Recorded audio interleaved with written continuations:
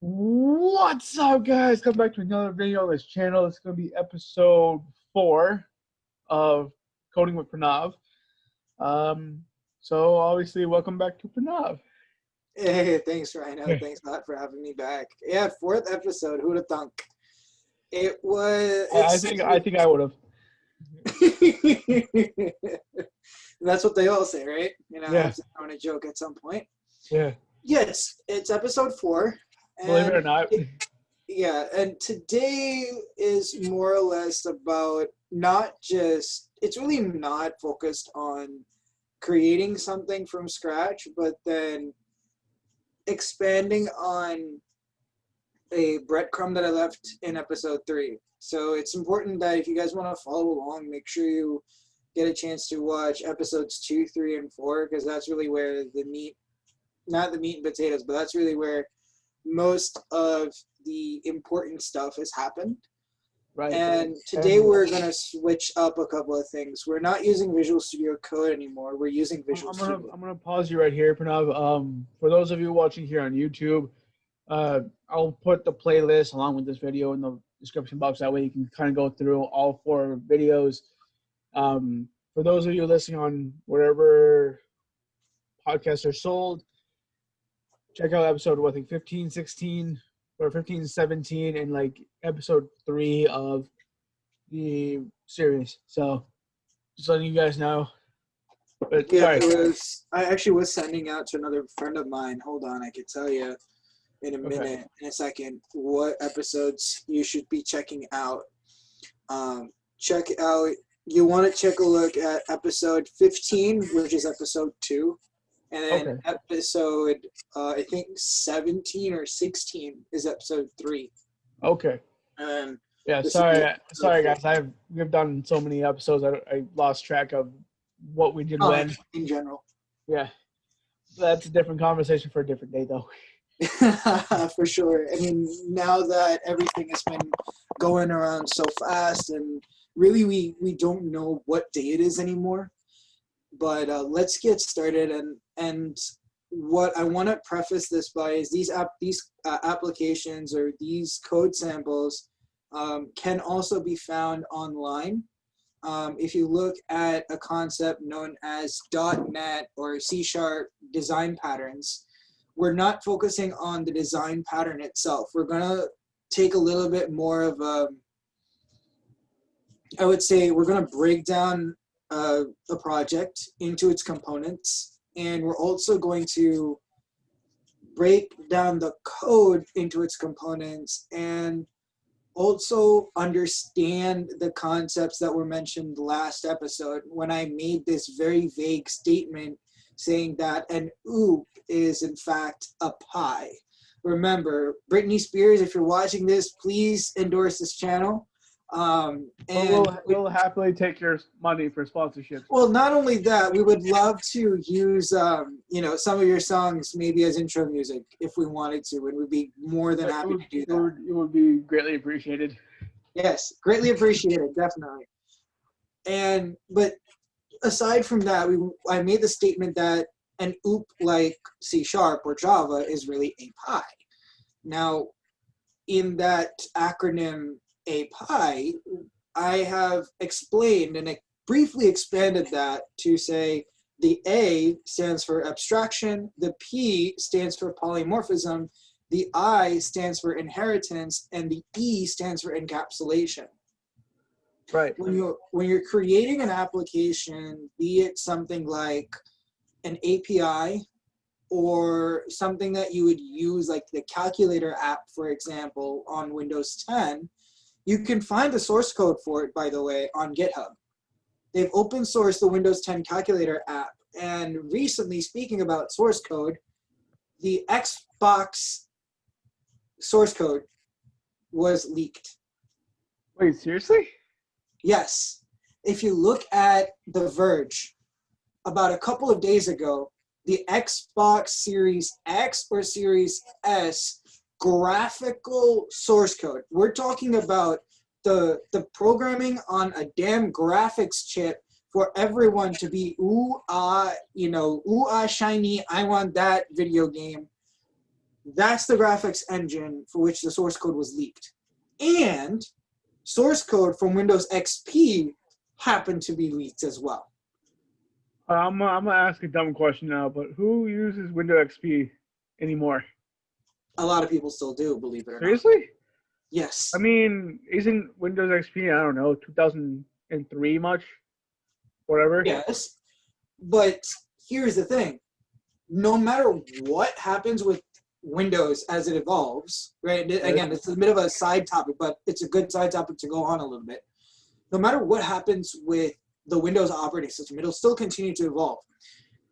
It is the fact that so many other businesses in different sectors of our economy are still, in fact, using older versions of Windows. Like, it Why? is, well, the reason being is that it's more of a business / IT decision, where when Windows XP came out, you have what are known as certain libraries, or as I said before, you have certain APIs that are specific to, let's say, an operating system, Right. that would allow you to develop an application that would reside on that operating system.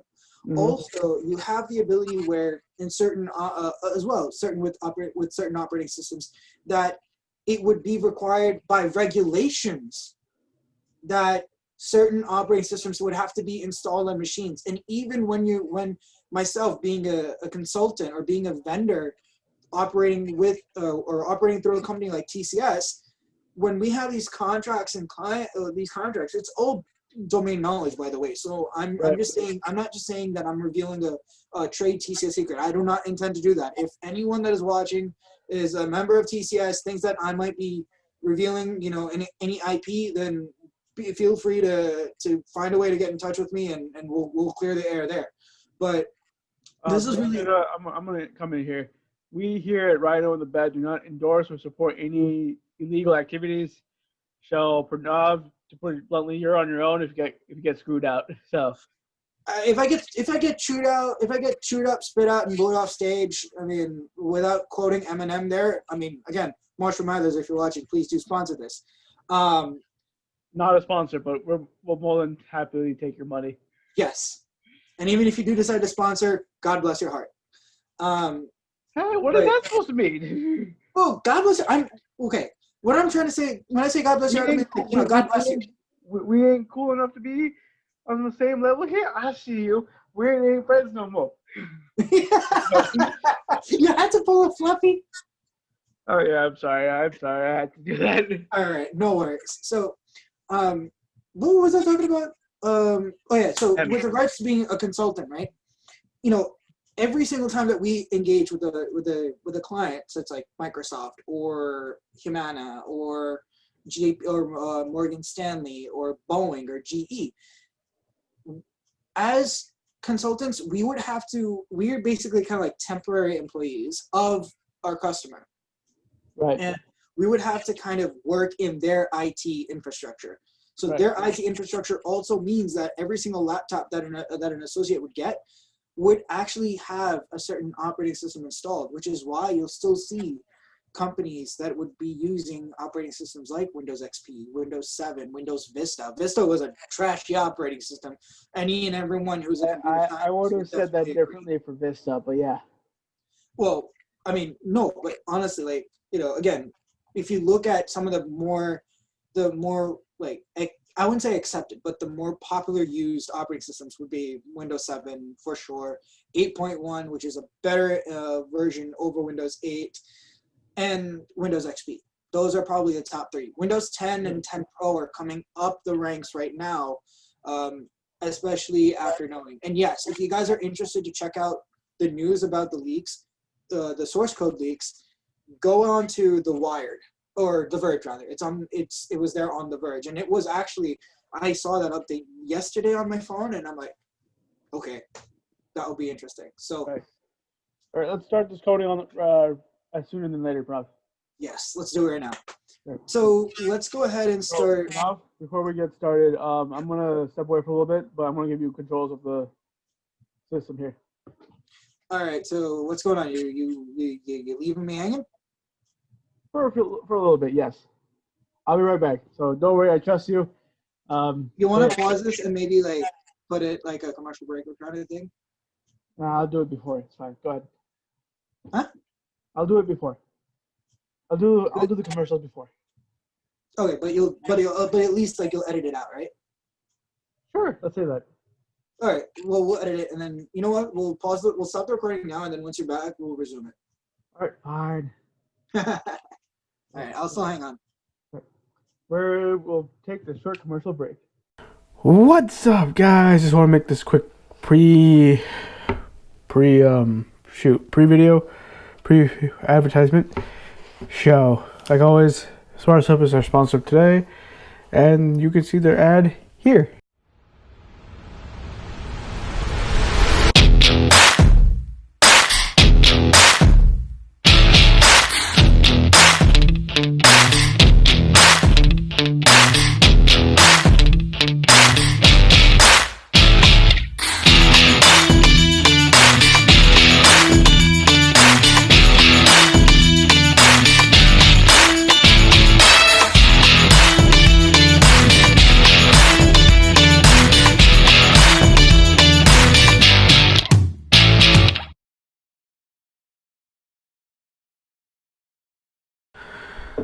Thank you, Sparso, for sponsoring this video. Much appreciated to you guys. As always, links in the description box down below. Please check them out. They do support the show, but don't worry, no added cost to you guys. They are a soap company. Shocker. And they basically help guys like me who are both martial artists and lifters to basically keep clean. Obviously, if you're a martial artist, you don't know who has what. You're sweating everywhere. Same thing with lifting too. You don't know who, like, which sweaty person touched what, and yeah, it keeps you safe. It keeps you clean, and it keeps you safe from ringworm and like other stuff that could actually be, number one, contagious. Number two, be very harmful for you and other people. So just stay safe. And like I said, it's a great soap company. I actually personally use this, so I can actually tell from experience that, hey, this is something that you should definitely check out. But as always, thank you for listening, and here is your podcast. And we're back. Yes. Sorry about that, guys. It was a quick few minutes commercial break. Thanks for hanging on. Let's get to it right away. So we're going to talk a little bit more about what makes a program, what makes an application in .NET Core an app, whether you're writing something for an API to exchange data, or if you're writing something to just say hello world. We're going to be taking a look, and as mentioned before the break, we're going to be taking a look at what it means when I say C#, which is an OOP, is in fact a pi. We're going to see abstraction, polymorphism, inheritance, and encapsulation all together at work. And I will break it down literally line by line by line. And we're going to line by line. Yes, line by line by line by line by line. I just had to say that. It's fine. So just give me a minute. All right, so you can see the screen, right, Rhino? Sure. You're good, right? Seriously. I don't want to be, yeah, all right. So let's go into this program.cs file. Now, as mentioned before, anytime you are working inside Visual Studio or VS Code, a trick to know is that whatever letters are after the period in the name of a file, or what's known as the file extension, would be able to tell you what kind of file you're working with. For example, if you're working in PowerPoint, you save the file, it's a .ppt or pptx. In Word, .doc or .docx. In Visual Studio, a couple of file extensions that you would want to be familiar with are .sln, which means it's your solution, .csproj, CSPROJ, is your C# project file, and of course anything that has a .cs at the end of it. CS meaning C#, which of course Java programmers cannot really understand their code because we know why, they can't C#. That always makes me smile. Yeah, that's a classic. Yeah. Now, let's understand what the HE double hockey sticks is going on over here. First, let me zoom our workspace window here in a little bit so you can be able to see a lot better. First and foremost, you notice that we have every single time that I add a new project, there would be a program.cs file that's automatically added with it. Now, the reason being is that when you actually run this program,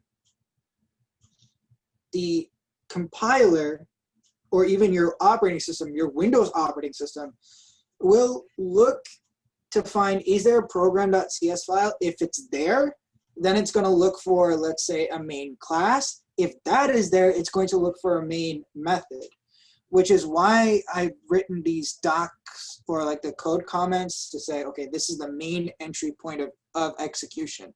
Every single console application at the very core needs to have a main method from which, the operating system would say, I would go into the program to be able to do whatever the hell it is. Think of this main method as the front door of your house. Okay. If that makes sense. Yeah. Understood so far? Go for it. The overall purpose of this is to understand the fundamental principles of writing a program in a language like Java or C#. These concepts are really what I would say are language agnostic, meaning it doesn't matter what language you're writing the damn program in, the same principles always apply. Right. It's to even better explain that, it's like saying if you're licensed in New York State, you can be licensed to practice mechanical engineering in New Jersey. It's like that. Wait a minute, back up. Say what? Okay, when I say that the concepts of abstraction, polymorphism, inheritance, and encapsulation, they don't specifically apply to, they're just not limited to C# alone. These same concepts are applicable in Java, in Python, in C++, C, VB, VB.NET. The same principles apply there as well. So I'm saying it's like you having a degree in mechanical engineering, it'll be honored in New York, it'll be honored in California. Cool, that makes sense. And a quick side note, yes, I have a degree in mechanical engineering for those of you who don't know. So, right. Interesting fact about me. So now here's what we're doing. So basically on line 19, and there is a key that you can press on your keyboard is F12. Now, F12 is one of the most important keys because inside of Visual Studio, F12 allows you to go into a definition of either a class or of a method. Now, this consonant factory class is generic. No, I'm sorry for interrupting you, but my question is for those of us, or those of us who are watching on YouTube or wherever podcasts are sold, please check out anchor.com to see where you can buy our podcast. But for those of us who are watching and listening, what happens if you have a Mac or a Linux or something else that you may not have F12?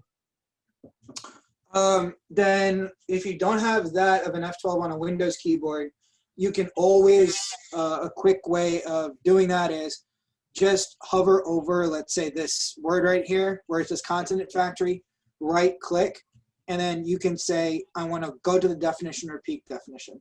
Okay. So this is one of these things of knowing how to be a programmer, or at least trying to be almost a programmer in general, is knowing your IDE or your integrated development environment, which basically means it's a program to help you write programs. Interesting. So even the fact that you're creating something is done by computer programmers, it's a little bit mind-blowing because here, this is where it says, I said a couple of episodes ago, we programmers run the damn world. So we have the ability of creating things that can help you to create other things. All right, I'm gonna pause you again here. Beyonce, if you're listening to this by somehow, we'll take your sponsorship money too. Let us know. You can find our email at Rhino rhinoonthebar.com at rhinoonthebar@gmail.com. Right on the bat. No, rhinoonthebar@gmail.com.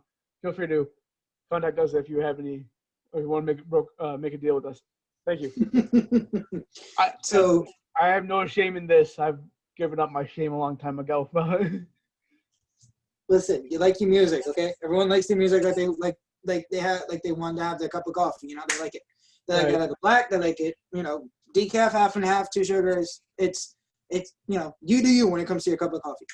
What we're gonna see right now is we're actually gonna see the first letter in that API phrase at work. Cool. A stands for abstraction. Now, what this means is we're able to have it such that whatever happens in program.cs here between lines 19 and 29, the compiler knows what is actually going to be created. And it will also know what kind of objects to create, not just what to create, but what kind of that something to create. For example, imagine that this program.cs file is an automotive plant. Right. Now, this automotive plant is not necessarily responsible for making cars. It's an automotive plant that can also generate Ferraris, can generate Lambos, can generate Bugattis, can generate Koenigseggs. So what I'm saying is you have this one factory building that can generate cars, but it's not just generating cars. I even said it can generate different kinds of cars. As I said, it can generate the Lambos, the Ferraris, the Bugattis of the world.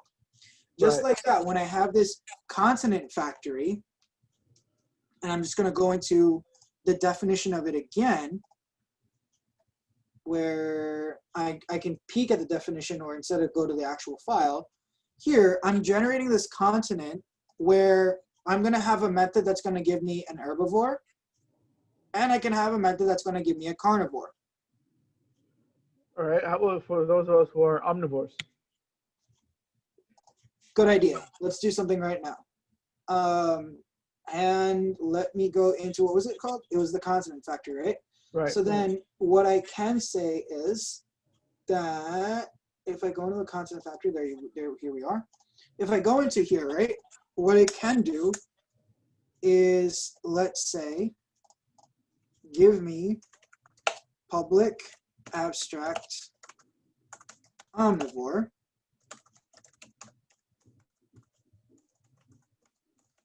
Create omnivore. Now, what the hell are we doing? Why do I use the word public? Why am I using the word abstract? What are we doing?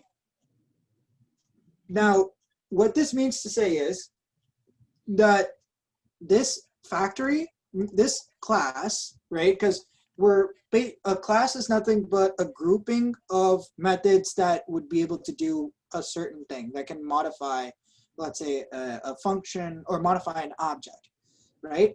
So if I'm saying I have this consonant factory where I can initialize an herbivore, initialize a carnivore, and initialize an omnivore, great.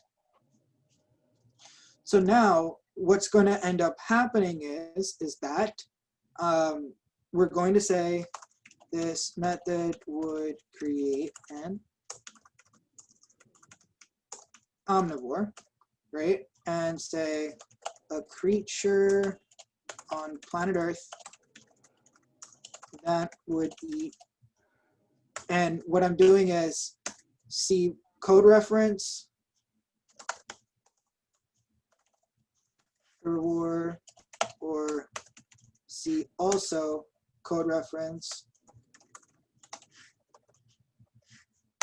Question so far? Yeah, I have one quick question. Yeah. I think I might have asked this question earlier in the series, but when is it a good time to, I don't know, write a comment for the code, and when's not a good time to write a comment for the code? Excellent question. Excellent question. That is a topic of conversation that every developer has to have. Golden rule. Write your code in such a way that a person can read it like a book. Okay. There are times where your code can get so complex, at which point comments have to be there. Right.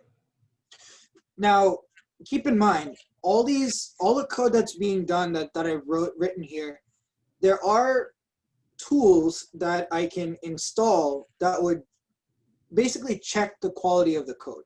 That means that anytime that there is a method that is marked as private, I would not be prompted by my coding environment or my coding application to tell me that I have to put a comment.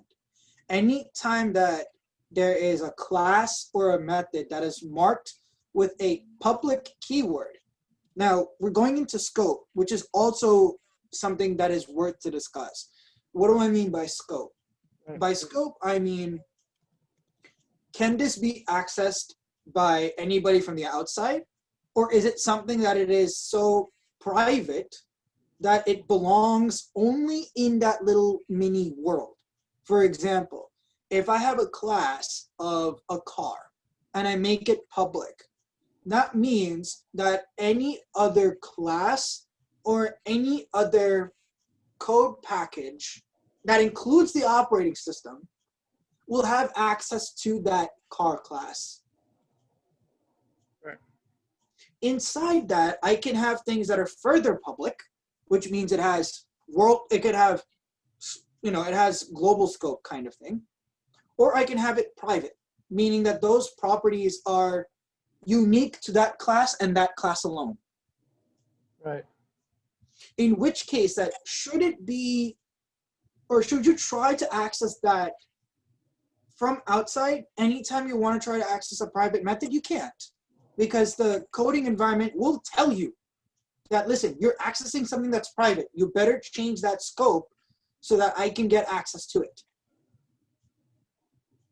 Now, with this abstraction, we're describing what a consonant would be like. It's made up of an herbivore, a carnivore, and now in this case, it's going to have an omnivore into the mix. Right. Now, an omnivore, what we're doing is we're creating these things known as base classes or base types, from which we can be able to create, let's say, a T-Rex.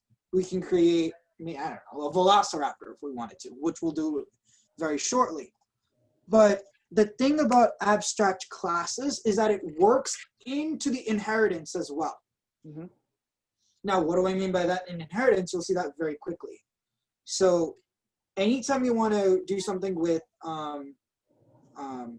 like your IntelliSense or your code complete, what you're going to do is you can hit Control period, or on your Mac machines, it would be Command period, to bring up an IntelliSense menu, and you can hit the Enter or Return key.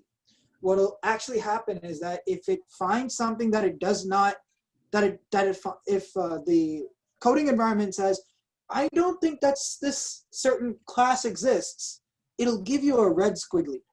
It'll tell you if something is there or not. So it'll kind of say, it'll be kind of like the red square is going to be kind of like if you misspelled a word in Microsoft Office, for example, or Microsoft Word. Beautiful. Beautiful. Okay. That is exactly how it works.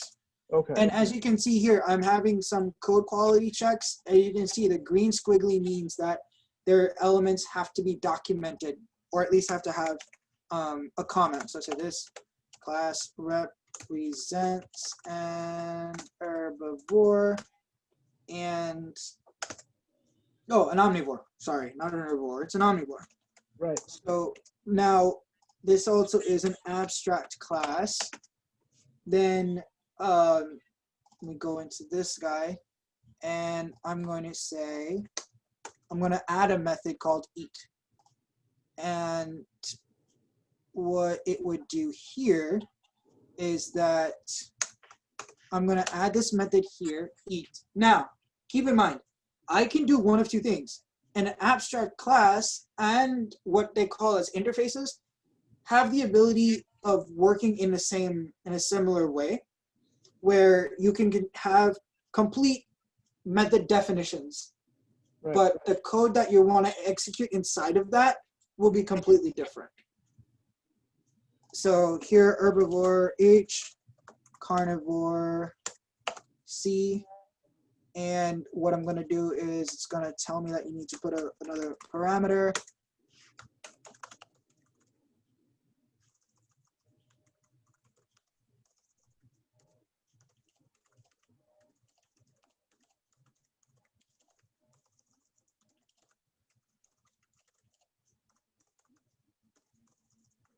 Oh, the awkward silence is killing me. Huh?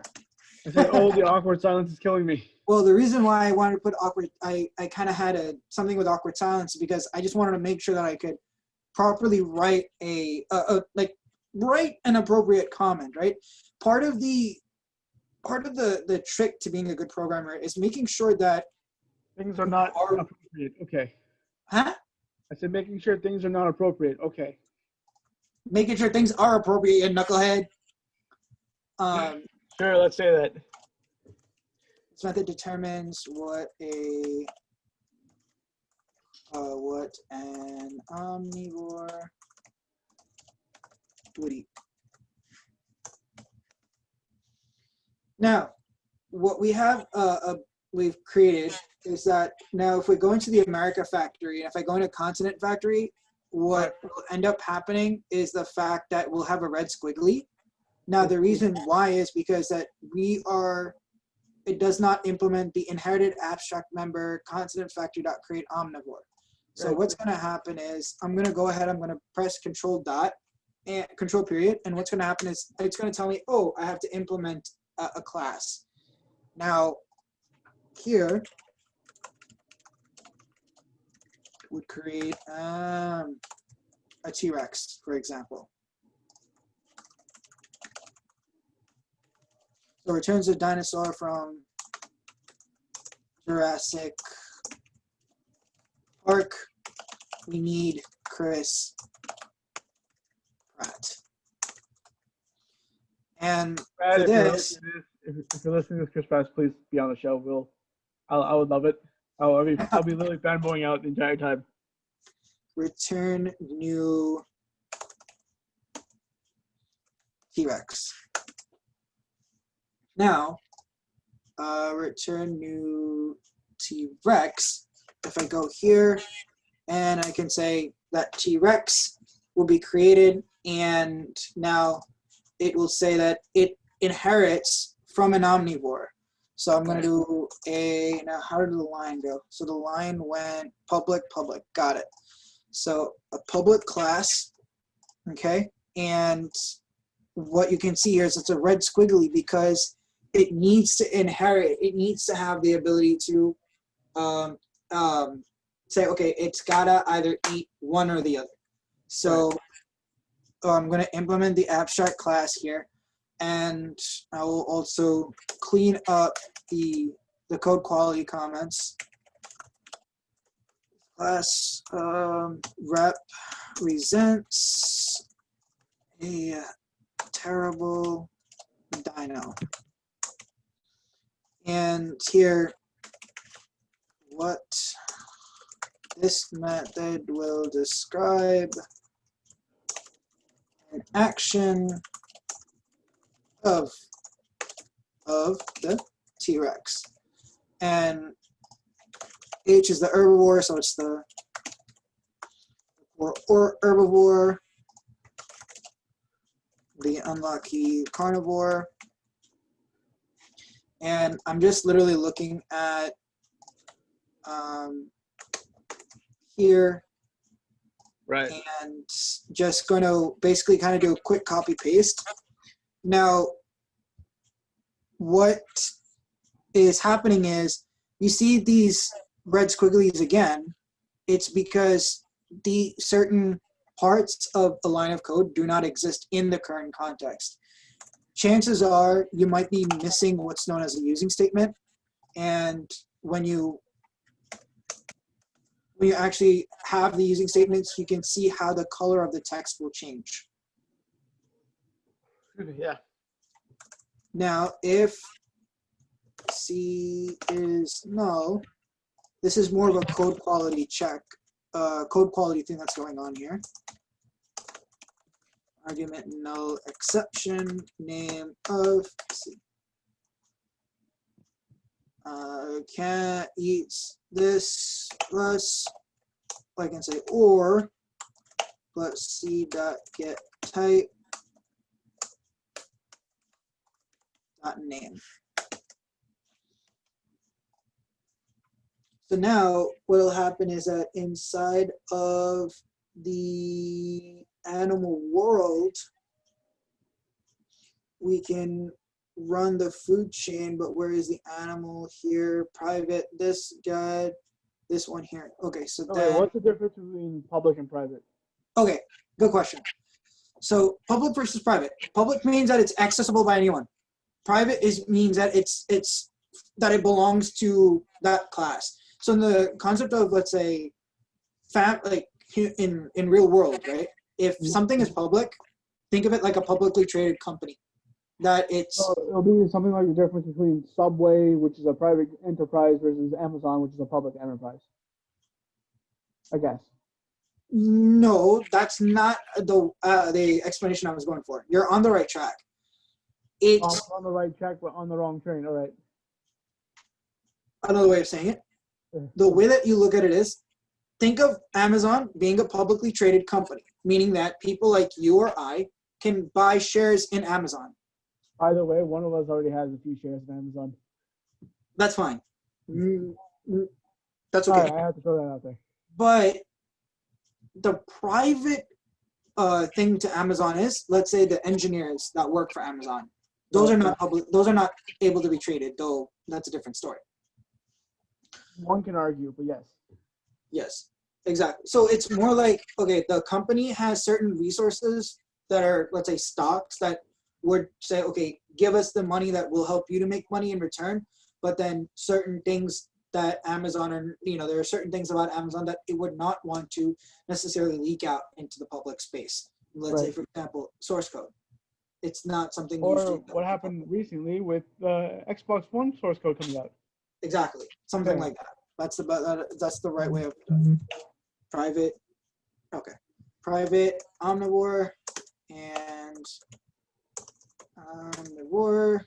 We'll create it that way, and then consonant factory would say this dot omnivore is factory dot create omnivore, and then the run the food chain, we can say that instead of the carnivore having to do the eating, we could also say that this omnivore can also do the eating, and we can find out what the hell that the what's it called, the gets eaten. So we can say that this dot herbivore, this dot, yeah. You're a Seahawks fan, right? I know this is a bit different question. You're a Seahawks fan, right? Yeah. The Seahawks are playing right now. I know. Cool. Sorry. For those of you watching on YouTube, the reason I'm looking down so much is because now I'm not taking any notes. So don't think I'm that cool or anything. I'm watching the Cowboys Seahawks game. We'll probably get some updates while the game's going, while this is going on. Oh, and by the way, if I act surprised or act like with excitement, don't worry, it's just the game. And by the way, the Cowboys are up 3-0. Okay, Russell Wilson will go seven something on the rear ends, anyways. Yeah. Now, what happened is that the animal world that we have here, actually both the America and Africa factories would be impacted because we have to go ahead and start implementing the changes. So what happens is that you notice how the abstraction comes into play where we say, okay, we take a consonant, we'll break it down into base types of herbivore, carnivore, and omnivore.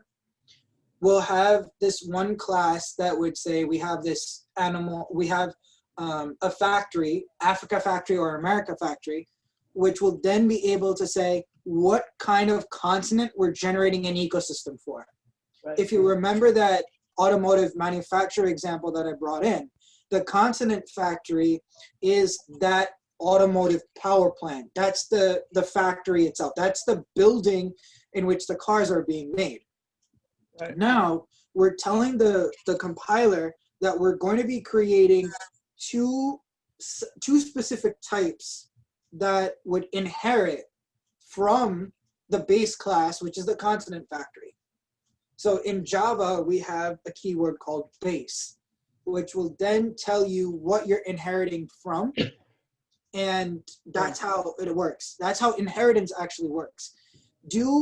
And this is an interview question, ladies and gentlemen. I'm about to tell you. That's a little nugget of information. Does the language of C# actually support inheritance from more than one class? The answer is both yes and no. Okay, Why? You're gonna have to explain that to someone like me who doesn't really like coding, and those of us who don't know much about coding. You want me to explain it to you? Yeah. Okay. Preferably. Inheritance. Right. Inheritance from the last episode. We said that inheritance is the ability for data and for properties of a class. Not inheritance. The answer to the question. What? How was it? Yes and no or something? I forgot the. Okay, right. So the question that I asked that is going to be asked in interviews is, does a language like C# support multiple inheritance? Yeah. Now, multiple inheritance meaning that can a class be able to take properties from multiple classes? The answer is yes and no. Why is that? Why that is because you can inherit from one and only one class, which is the no to the answer. Right. But the yes to that answer is you can also inherit from more than one interface. Okay.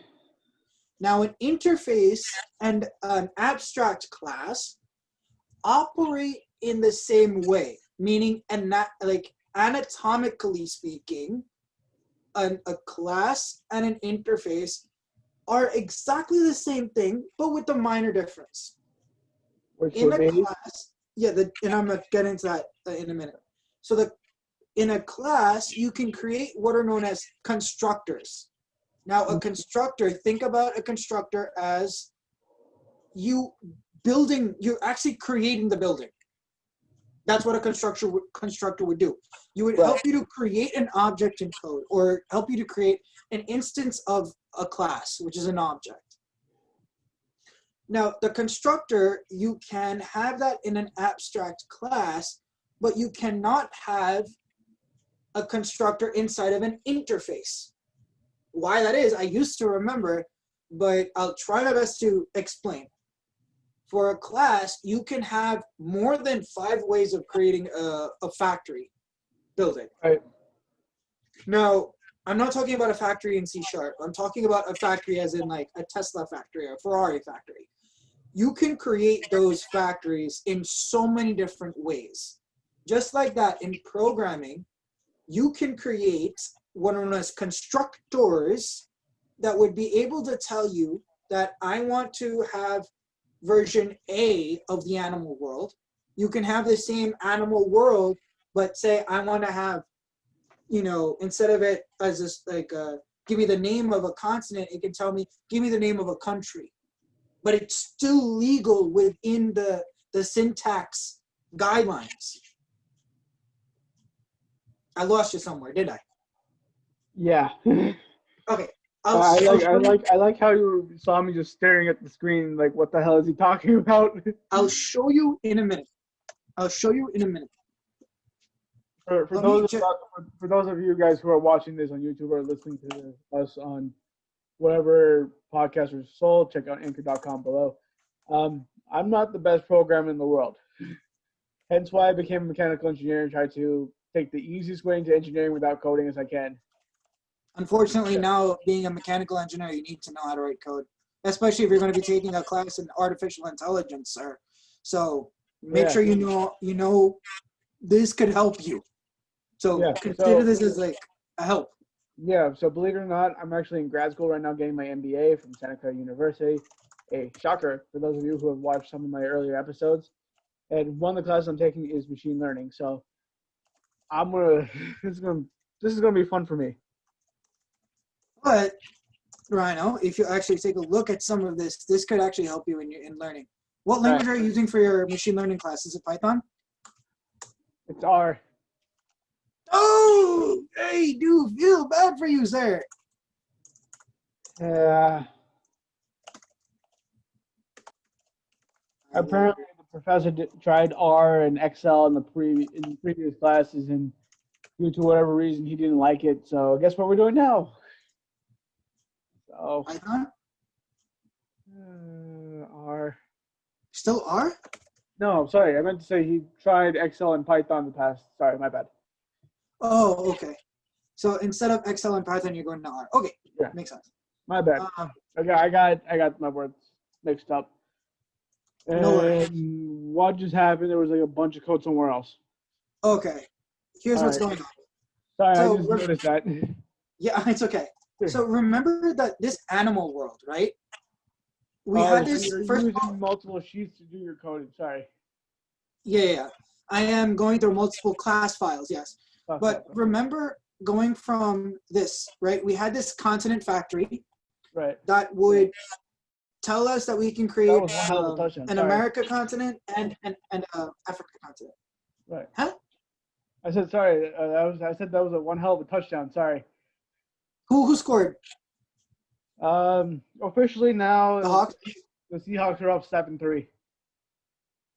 What did I tell you? That was like a deep bomb from Wilson. Did it go like a 59-yard pass to DK Metcalf? Something like that. All right. Listen, I'm no Tony Romo, but you know I know my players. Right. Going back to this, we started off by saying we have a continent factory that can allow us to create an America continent and the Africa continent. Within each continent, we can create what's known as an animal world, saying that it's either still America or Africa, right? So it's like we have one car factory that we're saying we want to make Lamborghinis and Ferraris. Now, by taking those, we're going to have a sub-breakdown to say we want to have a Lamborghini Huracan and a Veneno. And then from the Ferrari side, we're generating a 458 and the Ferrari LaFerrari. So that's how, if I had to draw this out, that's how the program is going to work.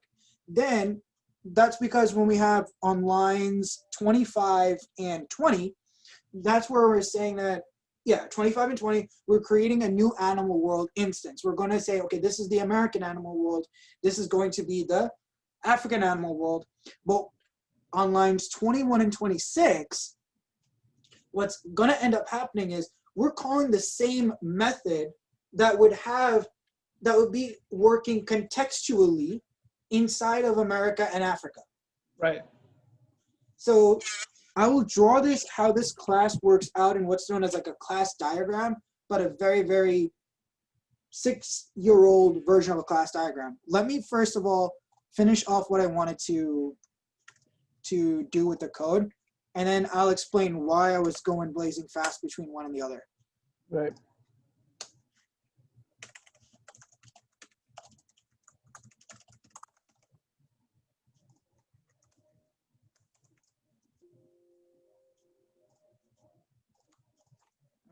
Okay, before anything else, it's going to put the using system here. Now, these using statements that are up at the top, they're important because they give us the ability to have access to the libraries. Remember that question, Rhino, that you asked about what's private, what's public? Yeah. When we're using these libraries, even these libraries have classes and methods that are marked with the words public and private. If I wanted to go into something where I want to access a private method within a public class, and if I try to hit the I hit the dot operator to access those properties, what'll happen is I would be told by Visual Studio saying you cannot access this because it's not in public scope. And he dropped the ball. Yes. And what? I said, and he dropped the ball. Sorry. Oh, wait. So it's not a touchdown? No. What's his face on the receiving team of the Cowboys dropped the ball at the 1. Literally, like Pollard, you can see Pollard catch the ball, take one step, and literally just drop it. I am just gonna. Okay. One of my friends, her name is Natasha. She's actually. Oh wait, never mind. It actually slipped through his hands. Still a fumble, live Yeah. ball, and now is what 14-3 No, 1-10 at the 1 for the Hawks. for the Cowboys. Okay, so then he's not. So he didn't do a bonehead thing. Okay, good. Anyways, back to still a bonehead thing, but not as a big one. Not a big one. it's not a J.R. Smith bonehead. I plead the fifth. Well, speaking about the J.R. Smith bonehead, congratulations to the Lakers that made it to the NBA Finals. Yeah. So I'm a big Laker fan, so I'm happy to see my Lakers. Who isn't? Those who are a Clipper fan or Warrior fans. Sorry. That's true. And dude slipped in front of the touch in the end zone. Good to know. Safety. Maybe. Yep, safety. And who caused it? Was it Jamal Adams? No, I didn't see. Was it? I don't know. All right. Anyways, let's get back to this. Ezekiel Elliott, one of the better running backs, just slipped. Better running backs. Bonehead. Yeah. Obviously, So now the score is 9-3, Hawks over Cowboys. Yep, I know. Thanks for Sorry, that. I just have to keep. I like sports a little bit too much here. Who doesn't? I mean, I'm also in the same boat, right? But I'm trying to focus here. What does that mean, focusing? Huh? What does that mean? Focusing. I never heard of such a word. I'm kidding. It's one of those things where we try to be as productive as possible, and productive. What is that? I'm kidding. Yeah, T-Rex will say, dip, doink, and put that over here. By the way, for you guys also to know what it means to be a programmer, make sure you know Command-C, Command-V for those that are using Mac, Control-C, Control-V for those using Windows. Copy-paste, everyone does it, including us programmers, because we have a very bad tendency of being lazy. Now, what will happen here, what I've done is I've created inside the Africa factory, right? We have this continent factory, Africa factory. We have an animal world. So what happens is that, let me actually go ahead to paint and this time draw it out for you for you guys to understand what goes on. Okay. And this is where abstraction, polymorphism, and inheritance all work in consort together. So what I'm going to start with is I'll start off with my pencil tool and draw it out in black. So we have this here where we call as a continent, and I'll say it's C-O-N-T, right? And yeah, or well, let me actually spell it out. Well, you're spelling that out. So I don't know if I told you this, but I'm doing fantasy football this year. Uh-huh. And I have not Gronkowski. No, I have Gronkowski too as one of my tight ends.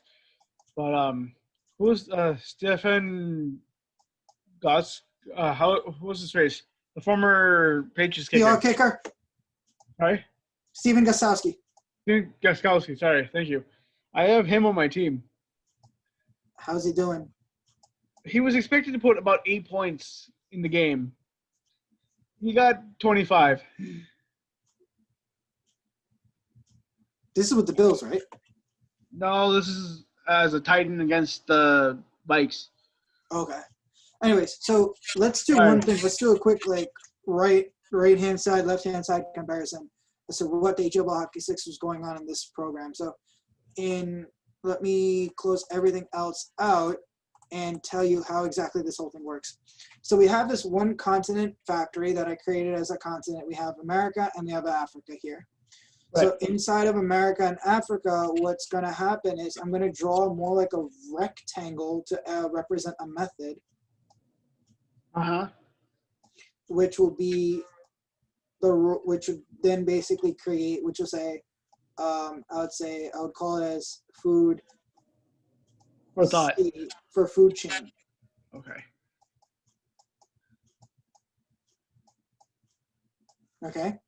Now, one thing that you Could you want. make the the Microsoft Notepad a little bit, or Microsoft Paint a little bit bigger, so that we can see like everything?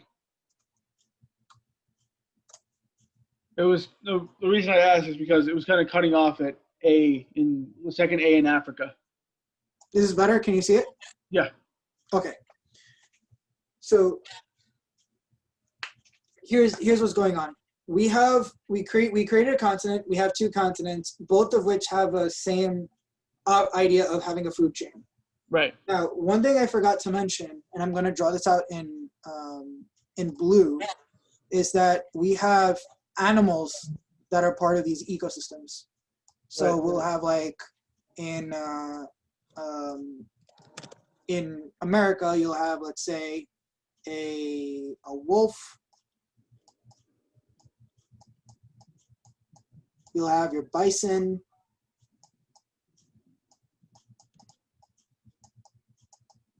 And we have our T-Rex in the U.S. In the America animal world. In the African animal world, we're creating a lion.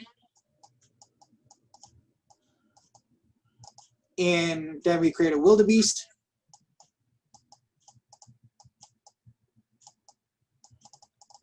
And then we create our panther. Rest in peace, Chadwick Boseman. Wakanda forever. You know that the intro was Trevor Noah, right? Yeah.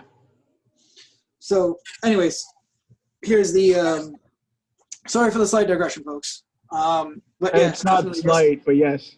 Yeah, rest in peace. Rest in peace to Chadwick Boseman, a wonderful actor.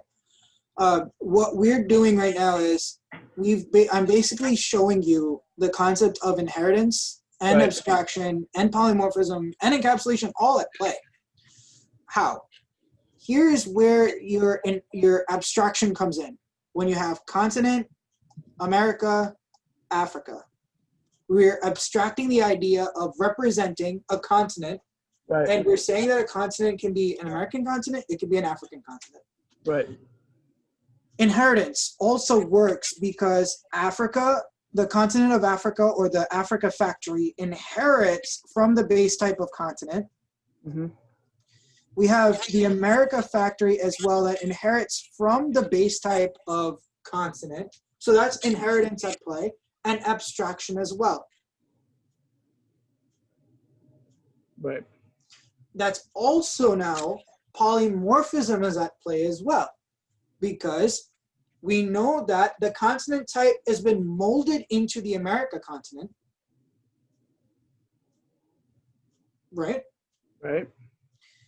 And the Africa continent, and as well the continent base class, got molded into the Africa continent class. And I'm going to draw that polymorphism stuff going in pink. So you'll see how the continent becomes like a type for Africa, and you'll see that the continent would become a type for America. And if I open up Visual Studio once more, we can see that. I'm going to create, let's say, a new, I create a new factory class from the continent, and I call it as Africa. And I'm going to say that, where is my animal world going to be created inside? Which continent would it be created inside of? So I say, okay, I'm going to create it inside of Africa, right? So you can see that the animal world class will take a parameter or an input of type continent factory. Right. So now you can see that we see the breakdown going here. Anything that you see in a circle or an oval, it's a class. Anything that you see in a wonky square or rectangle is a method. Oh, that makes more sense now. Okay, so what happens is we have a continent, we create two continents, America and Africa. And then within that, we're creating worlds inside of those continents. So think of this as if it was a video game. Right. we're creating something like Pokemon Snap or Pokemon Go, right? Right. You have the continent, or you have, let's say, the area in which you live, or let's say you have the North America continent, where you'll create, instead of it saying America and Africa, let it be United States and Canada. Okay? Cool. Inside of United States and Canada, you'll have Squirtle, Charizard, and Pikachu. In Canada, you could have Raichu, Mew, and Mewtwo. You too. Okay? Now, we have these subtypes. Now I'm going to have one method that would be in both, that would say catch 'em. Sorry, I'm having like flashbacks of my childhood. Who wouldn't be? Right. We're having this method, this base method called catch them. Now, Right. catch them would be that we can catch either a wolf. Well, this is for still animals, but if we took it from a Pokemon example, we'd be catching a Pikachu, a Raichu, depending upon where we are. So, if I was in Canada, I could catch Mew, Mewtwo, and Raichu. If I was in America, I could be catching Squirtle, Charizard, or Pikachu. Right. So that's how all of these concepts are actually at play. Let me go back to the code and tell you once more of how it works. So if I actually run this, which I'm going to do now, and I will bring the output window over. Right. And as you can see, there are no green squigglies. There's no red squigglies. Why is it? Because the IDE or Visual Studio, or let's say your compiler, right, has done what's known as a syntax check and a semantics check. Right. Which means, think of syntax as your rules as the rules of punctuation.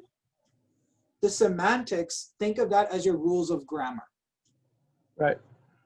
So what do you mean by rules of punctuation? Finish every sentence with a period. Always make sure that you use commas in the right place. Make sure that you're using semicolons anytime you're enumerating a list.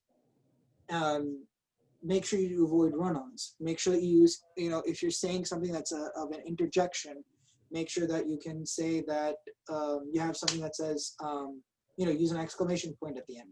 These are rules by which you would write your paragraph out. Right. Now, it's going to take some time. It should show up on the screen. Why is it not showing up? It should be taking a little bit of it here. So you can see that a lion eats a wildebeest. The panther eats either a wildebeest or a lion. The wolf would eat a bison, but the T-Rex would eat a bison or a wolf. I think you misspoke. I think a T-Rex would eat everybody. But for the context of this, Oh yeah. I mean, yes, a T-Rex would eat me. I mean, if there was a T-Rex right now, I mean, I'll be like, of course I'll be shitting my pants, but, that's a different story. But what I'm trying to get at is here I think all of us would be shitting our pants. Yes, we all would be. But what I'm trying to get at is when you run this, you would see all the lines of code, or like the strings that you put inside of that method of console.writeLine, it would be shown to you on the screen. Right. Okay. And then everything else would fall into place. Syntax means how the program is written. Semantics mean what is the meaning of the code that you've written. That's what happens. Inheritance is the ability for you to take things and be able to do something with them. So inheritance will come up with what's known as an interface really quickly. And now that execution is done, go back to my solution explorer. And he's in for the touchdown. Who? Elliot. 9-9. Well, 10-9 once the That's PhD is up. Right. So I'm basically that kind of, the whole concept of inheritance is actually at play when you're looking at. Oh no. He didn't get the touchdown. How? His left knee hit the ground before he broke the plane. Wow. Yeah. And the Seahawks took their second timeout. Very nice. Sorry, what were we saying? Yeah, so I was talking about the concept of inheritance, where that's always at play. When we created the America Factory class, we Right. inherited from the consonant factory, which means that whatever methods were defined by the consonant, we had to put it into our what we call as a derived object or a derived type from the base Right. type. That's how it works with regards to the inheritance of everything. Cool. And that's where we kind of will wrap this up. And and any last questions that you have, Rhino? I'm good for right now. All right. Well, thanks for having me on for like 4 episodes almost in a row. That was pretty cool. Yeah. This will go up Thursday morning probably on video on Sweet. YouTube. So I'll probably post this audio this weekend today once I finish downloading it. Nice. Yeah, you have 2 parts to it anyway, so Yeah, I have to edit it together. so you got some work cut out for you. But Yep. yeah, I mean, it was awesome. I'm glad I could share a little bit of knowledge of what I do, and these kinds of things everyone does. Every single programmer does, regardless of what language you use, what tech stack you work in. If you guys have further questions, you guys know links are always in the description box down below. And as always, I'm always open to hearing ideas, suggestions, comments that you would have. Maybe would be able to take a look at something else, another technology stack.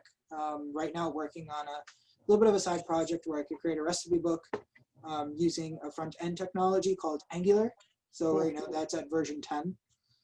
It started about a couple of years ago. It started out as Angular JS, or at Angular version 1.6, and now within 2 years, it's already at Angular version 10. So that has had more of a Tony Stark-ish Iron Man type of development when you start out with Iron Man 1 at Mark 2 and you end up at Endgame at Mark 95.